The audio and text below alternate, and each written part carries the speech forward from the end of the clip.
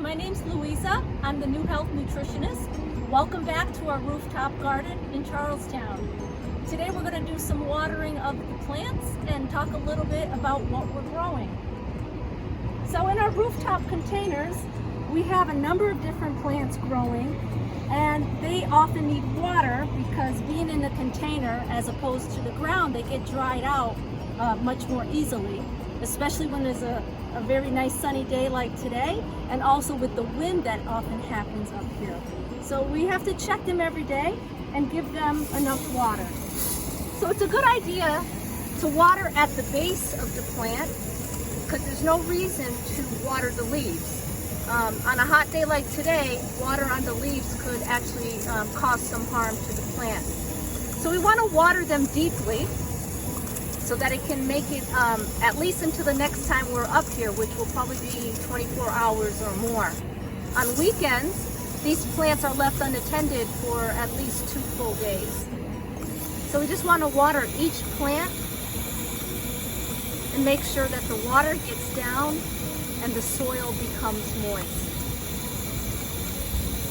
And these plants that I'm watering right now are bell peppers.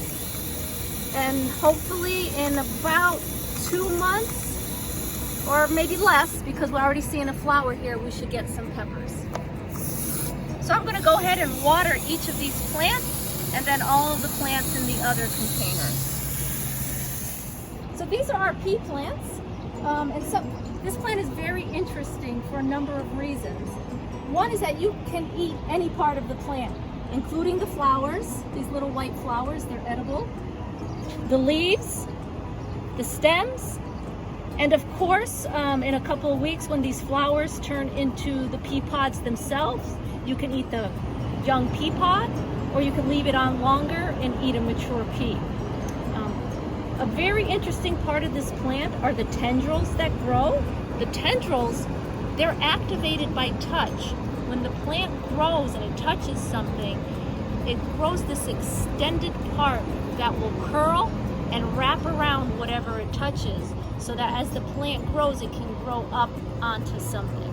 And these tendrils, you can look this, they knotted right up onto itself. Like even if as it grows, the plant touches itself, it will make these curled tendrils. And those are also edible.